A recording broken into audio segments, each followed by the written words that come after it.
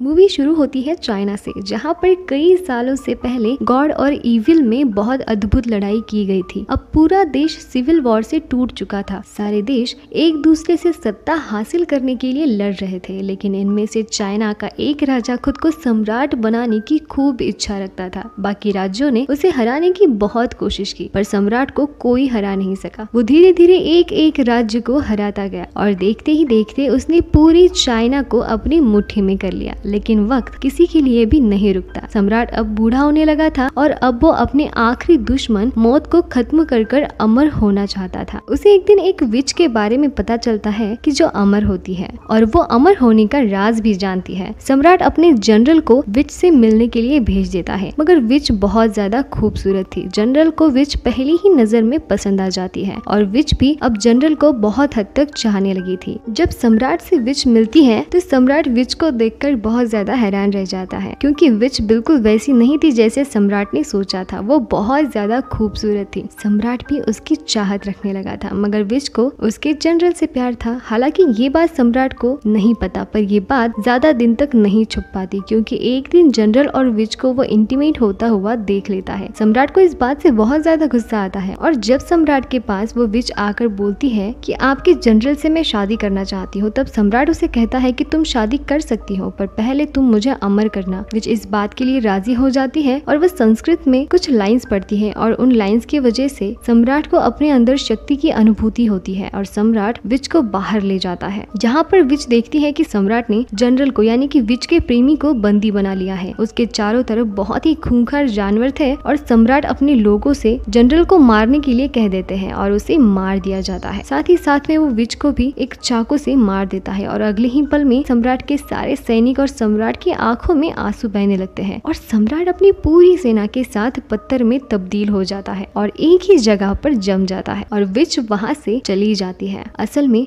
विच को सम्राट के इरादे पर पहले से ही शक था, इसीलिए संस्कृत में उसने जो लाइंस पढ़ी थी वो लाइंस सम्राट को अमर बनाने के लिए नहीं, बल्कि वो एक कर्ज था, यानी कि वो एक श्राप था, जिसकी वजह से अब सम्राट और उसकी सारी सेना अब जम चुकी है। हजारों साल बीत जाते हैं और वक्त आता है सन 1947 का और आज भी सम्राट और उसकी पूरी सेना जमीन के नीचे दफन है, जो जागने का इंतजार कर रही है। एक तरफ हम एरिक और इवलिन को देखते हैं। इवलिन अब एक बहुत ही मशहूर राइटर बन चुकी थी, जिसने मिस्र में घटी हुई सारी घटनाओं से इंस्पिरेशन लेकर 2 किताबें लिखी है। वही हमें एलेक्स ओकोनल दिखाया जाता है, जो कि रिक और इवलिन का एक लौता बेटा है, जिसे हमने द मम्मी पार्ट 2 में भी देखा है। अगर आपने द मम्मी 2 का एक्सप्लेनेशन नहीं देखा तो आपको डिस्क्रिप्शन में और आई बटन में लिंक मिल जाएगी। अब हम एलेक्स को चाइना में एक आर्कियोलॉजिकल साइट पर देखते हैं, जहाँ पर वो सम्राट की विशाल मूर्ति को बाहर निकालने की कोशिश करने में लगे रहते हैं, जहाँ पर वो सम्राट के बहुत बड़े स्टैचू को ढूंढ लेते हैं और एलेक्स को अब सम्राट के राज्य का दरवाजा भी मिल चुका था और वो अपने दोस्तों के साथ उसके अंदर चला जाता है। अंदर जाकर चीजें ढूंढने की कोशिश करता है। वहाँ उसे सम्राट की पूरी आर्मी एक ही तरफ देखती हुई नजर आती है। तभी वहाँ पर एक मिस्टीरियस गर्ल आती है जो उन पर अटैक कर देती है और एलेक्स के दोनों भी साथी को मार डालती है। एलेक्स देखता है कि वहाँ पर खड़ी पूरी सेना एक ही तरफ देख रही है, मानो वो अपनी राजा की आज्ञा का इंतजार कर रही हो। यहाँ पर एलेक्स को एक पुराना कंपास मिलता है। जैसे ही एलेक्स उसे खोलता है, जमीन खिसकना शुरू हो जाती है। एलेक्स उसके अंदर गिर जाता है और उसके ऊपर जो एक आदमी बचा था उसे वो मिस्टीरियस लड़की आकर मार डालती है। अब वो मिस्टीरियस लड़की एलेक्स पर जब हमला करती है तो दोनों के बीच में काफी खूंखार लड़ाई होती है और लड़ते हुए एलेक्स को उस मिस्टीरियस लड़की का चेहरा भी दिख जाता है, लेकिन वो लड़की थोड़ी ही देर में वहाँ से भाग जाती है। दूसरी तरफ हमें रिक और इवलिन नजर आती है, जो कि अपने भाई जोनाथन से मिलने के बहाने ब्रिटिश गवर्नमेंट द्वारा दिए गए आदेश को पूरा करने के लिए चाइना के शंग्रीला से आई ड्रॉप करने आती है। ये एक तरीके का डायमंड है जो ब्रिटिश गवर्नमेंट के पास था और अब ब्रिटिश गवर्नमेंट इसे रिक और इवलिन के द्वारा लौटाना चाहता है। वही हमें दूसरी तरफ ये नजर आता है कि एलेक्स अपने माता पिता को इतना ज्यादा पसंद नहीं करता, वो उन्हें अपना नहीं मानता। उस वजह से इनमें उससे बहुत ज्यादा दूरियां बढ़ चुकी थी और जब भी वो अपने मॉम डैड को देखता है तो उसे उनका बहुत ज्यादा हेट आने लगता है। लेकिन रिक और इवलिन एक अच्छे पेरेंट्स बनने की बहुत कोशिश करते हैं। वही अब रिक और इवलिन को पता चलता है कि उनके दोस्त विल्सन, जो कि एक आर्कियोलॉजिस्ट है, जो कि कभी उनके साथ काम किया करते थे, मगर अब वो जनरल लियांग के लिए काम कर रहे हैं और इस जनरल लियांग को ये लग रहा था कि एम्परर यानी कि सम्राट को हमें जिंदा करना चाहिए, जो कि कई साल पहले विच की श्राप की वजह से वो जम चुका है। उसे उस पत्थर की मूर्ति से बाहर निकालना होगा होगा ताकि वो चाइना पर जो वर्ल्ड वार की वजह से बहुत ज्यादा मुसीबत है वो उसे खत्म कर सके और मैं हमारे चाइना को वर्ल्ड वॉर 2 के खतरे में से बाहर निकाल सकता हूँ। और वो इवलिन से जबरदस्ती कर उस डायमंड वाली आय को इस्तेमाल करता है जिससे कि वो सम्राट को पुनर्जीवित कर सकता था। उसमें असीम ताकत मौजूद थी। दरअसल यहाँ पर घोड़े के ऊपर एक सिपाही बैठा होता है जिसके पीछे एक बॉक्स होता है। उसके अंदर एम्परर यानी कि सम्राट की बॉडी होती है। जनरल लियांग के पास जो डायमंड आय है उससे वो एम्परर को जिंदा करना चाहता था और इससे पहले कि वो ये कर पाता तभी यहाँ पर रस्सी से लटक कर एलेक्स और वो मिस्टीरियस लड़की आ जाती है जो उसे ऐसा करने से रोक देती है, जिससे उसके हाथ में जो आय होती है वो टूटकर उस घोड़े पर जो सिपाही बैठा होता है उसके बॉडी के अंदर एंटर हो जाती है, जिससे सारा लिक्विड उसके अंदर समा जाता है और तभी घोड़े के अंदर से जो सिपाही था वो जिंदा हो जाता है। और हमें ये पता चलता है कि ताबूत के अंदर जो था वो सम्राट नहीं है बल्कि घोड़े पर जो था वो सम्राट है, यानी कि सम्राट एक बार फिर से जिंदा हो चुका था। रिक और उसके साथी उस पर जब गोलियां चलाते हैं मगर उसका उस पर कोई भी फायदा नहीं होता। एम्परर अब बहुत ही ज्यादा शक्तिशाली हो चुका था। वो अपने मुंह से आग निकालता है। तभी जनरल लियांग उसे कहता है कि मैं तो आपका सिपाही हूँ। एम्परर उसे अपने साथ बिठा लेता है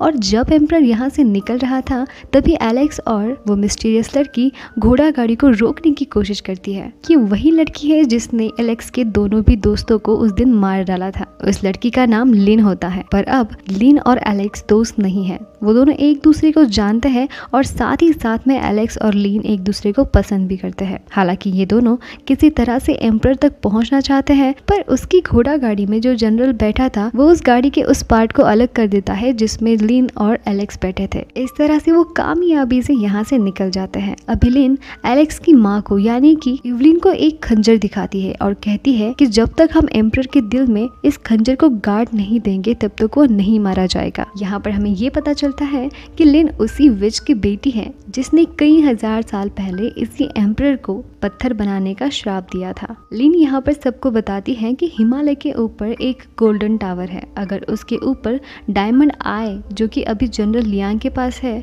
उसे रख दिया जाएगा तो वो उन्हें शेंग्रीला में जो एक जादुई तालाब है उसका रास्ता बताएगा। और अगर एम्परर ने उस तालाब का पानी एक बार पी लिया तो वो हमेशा के लिए अमर हो जाएगा। और साथ ही साथ में एम्परर अपनी पूरी आर्मी को जो अभी फिलहाल पत्थर बन चुकी है उसे वो जिंदा कर देगा और इसके बाद फिर सम्राट के आतंक को कोई रोक नहीं पाएगा। इसीलिए हम सबको वहाँ पर जाना होगा। वो सभी प्लेन से हिमालय की तरफ निकलते हैं और हिमालय पर उस जगह पर पहुँच जाते हैं जहाँ पर सम्राट और लियांग आने वाले थे। अब जबकि एम्परर और लियांग यहाँ पर आ जाते हैं तब इन दोनों ग्रुप्स में बहुत लड़ाई होती है। यहाँ पर जनरल लियांग के पास बहुत ज्यादा हथियार होते हैं, इसीलिए लिन यहाँ पर हिममानव को बुलाती है जो जनरल लियांग के सभी आर्मीज को मार देता है। पर जब एम्परर हिममानव के आगे आता है तो वो बहुत ज्यादा चिल्लाता है जिस वजह से हिममानव वहाँ से भाग जाते हैं। अब सम्राट को गोल्डन टावर दिख चुका था जिस वजह से वो ऊपर जाकर उस हीरे को वहाँ पर रख देता है। उस आय को वहाँ पर रखने की वजह से उससे एक रोशनी निकलती है जिससे उसे शेंग्रीला का रास्ता नजर आता है जहाँ पर वो पवित्र तालाब था जिसका पानी पीने के बाद वो हमेशा के लिए अमर हो जाएगा। साथ ही साथ में अपनी पूरी सेना को भी जिंदा कर लेगा।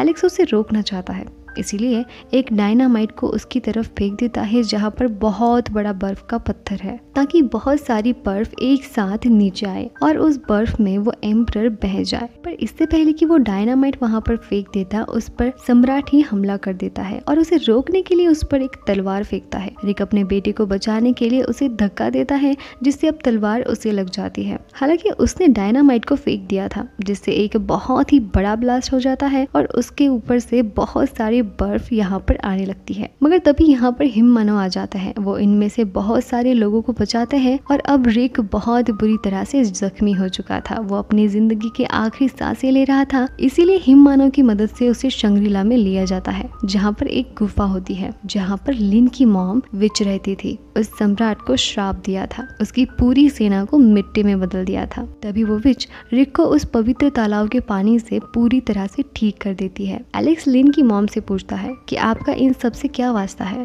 तो वो बताती है कि हजारों साल पहले सम्राट ने अपने जनरल को मरवा दिया था जिससे मैं बहुत प्यार करती थी, और वो लिन के पिता है। मुझे भी बाद में सम्राट ने चाकू मार दिया था, मगर किसी तरह से मुझे हिम मानव ने ढूंढ लिया और वो मुझे इस पवित्र तालाब के पास ले आए जिससे मेरी जान बच गई। अब हमें किसी तरह से और किसी भी कीमत पर सम्राट को इस तालाब से दूर रखना होगा, क्योंकि अगर उसने इसका पानी पी लिया तो उसके अंदर बहुत सारी शक्ति आ जाएगी जिससे वो अपनी पूरी फौज को जिंदा करेगा। वो हमेशा के लिए अमर हो जाएगा और साथ ही साथ में वो खुद को एक बहुत बड़े खतरनाक क्रिएचर में भी बदल सकता है। अब एलेक्स और लिन के बीच में नजदीकियां बढ़ने लगी थी, लेकिन लिन ऐसा नहीं चाहती थी क्योंकि उसे तो अपनी मॉम की तरह हमेशा ही अमर होने का वरदान है, मगर एलेक्स तो अमर नहीं है और वो हमेशा जिंदा नहीं रह सकता। इसीलिए वो नहीं चाहती कि एलेक्स उसकी जिंदगी का हिस्सा बने, क्योंकि उसने अपनी मॉम को जनरल की याद में सालों बिताते हुए देखा है। एलेक्स इसके बाद अपने पिता के पास जाता है जो अब होश में आ चुके थे। अपनी गलती का उसे एहसास होता है और वो अपने पिता के गले से लग जाता है और इनके बीच की सारी दूरियां अब मिट चुकी थी। अब यहाँ पर सम्राट और जनरल लियांग हमला कर देते हैं। इनके पास जो जादुई खंजर होता है जिससे सम्राट को मारा जा सकता था, एम्परर उसे हासिल कर लेता है और उस पवित्र तालाब में डुबकी लगा लेता है, जिसके अंदर जाने के बाद उसकी शक्तियाँ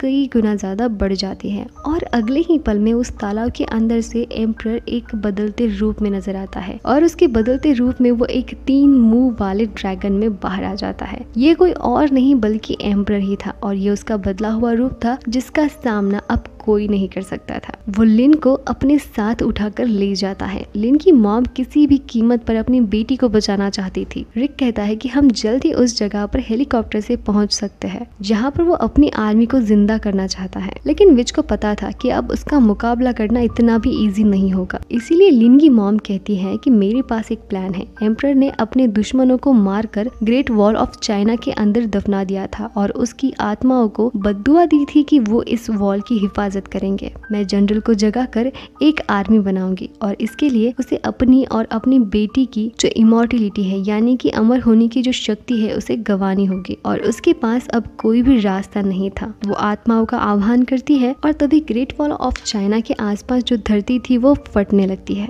जिसके अंदर से एक पूरी सेना निकलती है। वही दूसरी तरफ सम्राट भी अपनी सेना को जगा चुका था और इन दोनों सेना के बीच में एक घमासान युद्ध शुरू हो जाता है। वही लिन की मॉम और सम्राट के बीच में आमना सामना हो जाता है और एम्परर विच को तलवार से मारने ही वाला होता है तो वो उसे अपने हाथ से रोक लेती है। पर तभी विच देखती है कि जिससे सम्राट को मारा जा सकता है वो खंजर सम्राट की ही कमर में है, जिससे वो हासिल करना चाहती थी और उसके लिए वो अपने हाथ से तलवार छोड़कर उसे अपने सीने से आर पार होने देती है, मगर आखिर में वो उस खंजर को हासिल कर ही लेती है। वही एलेक्स भी लिन को छुड़ा चुका होता है। लिन अपनी मॉम के पास आती है जो कि अपनी जिंदगी की आखिरी सांसें ले रही थी। अब लिन की मॉम लिन को वो चाकू देती है और कहती है इसे उसके दिल में काट देना और बाद में लिन की मॉम मर जाती है। अब एलेक्स और रिक उस जगह पर जाते हैं जहाँ पर सम्राट होता है। वो बहुत ही खूंखार जानवर के रूप में होता है और वो उस पर हमला कर देता है। तभी रिक पीछे से उसके शरीर में वो खंजर खोप देता है, मगर वो उसके दिल तक नहीं पहुँच पाता। तभी एम्परर उसके असली रूप में आ जाता है। अब उसके हाथ में वो चाकू था जिससे उसकी मृत्यु हो सकती थी। वो उस चाकू को रिक की तरफ फेंकता है, मगर वो दीवार से टकराकर टूट जाता है। रिक एम्परर को ललकारता है कि अगर तुम सच्चे मर्द हो तो ये जादूगरी छोड़ दो, मर्द बनकर मुझसे लड़ो। एलेक्स यहाँ पर जख्मी होता है, इसीलिए रिक और सम्राट के बीच में लड़ाई होने लगती है और जब रिक का हाथ एम्परर पकड़ लेता है तभी वो पीछे से एलेक्स वो टूटा हुआ खंजर उसके दिल में काट देता है। अब वो खंजर उसके दिल के आर पार हो चुका था, जिससे अब यहाँ पर एम्परर खत्म होने लगता है। दूसरी तरफ लिन और इवलिन ने जनरल लियांग को मार दिया था। वो भी इस जगह पर आ जाती है जहाँ पर एम्परर अपनी जिंदगी की आखिरी सांसें ले रहा था और अगले ही पल में वो लावे की तरह जलकर पिघल जाता है और खत्म हो जाता है। अब एम्परर हमेशा के लिए मर चुका था। वही बाहर हमें दिखाया जाता है कि सम्राट की जितनी भी सेना होती है वो अपने आप ही जमीन पर गिर जाती है और एक धूल बनकर उड़ जाती है। ये सभी वहाँ से बाहर आ जाते हैं और बाहर अब जो दूसरी सेना थी जिसे विच ने उस ग्रेट ऑफ वॉल चाइना के पान से जिंदा की थी, उनका जो लीडर होता है वो हाथ उठाकर जीत की खुशी मनाता है और ये जनरल कोई और नहीं बल्कि ये हजारों साल पहले सम्राट का ही जनरल हुआ करता था। था जो लिन की मॉम से प्यार किया करता था, यानी कि ये लिन के डैड है। वो अपनी बेटी को यानी कि लिन को आखिरी बार देखते हैं। लिन भी उन्हें देख रही होती है और इसके बाद ये पूरी सेना मिट्टी में बनकर उड़ जाती है। इसके बाद हमें दिखाया जाता है कि लिन ने एलेक्स को पूरे दिल से एक्सेप्ट कर लिया है, क्योंकि अब लिन भी अमर नहीं है, वो भी बूढ़ी हो सकती है। वही अब हमें हिवलिन का भाई जोनाथन दिखाया जाता है जो डायमंड आई और शंग्री-ला को लेकर कहता है कि मैं एक ऐसी जगह पर जा रहा हूँ जहाँ पर कोई मम्मी नहीं है। वो पीरू चला जाता है, मगर कुछ वक्त के बाद हमें पता चलता है कि मम्मी वहाँ पर भी पाई गई है। और इसी के साथ ये मूवी यहीं पर एंड हो जाती है। I hope you like it. Thank you. नए हो और अगर आपको मेरी एक्सप्लेनेशन पसंद आती हो तो प्लीज़ मुझे सब्सक्राइब कर लीजिए और साथ ही में उस बेल आइकन को भी प्रेस कर दीजिए ताकि आपको आने वाले हर वीडियोस की नोटिफिकेशन जल्दी ही मिल पाएगी। और मेरी इतनी मेहनत के लिए एक लाइक तो बनता है। तो फिर मिलेंगे एक नई मूवी के एक्सप्लेनेशन में। तब तक के लिए थैंक्स फॉर वॉचिंग।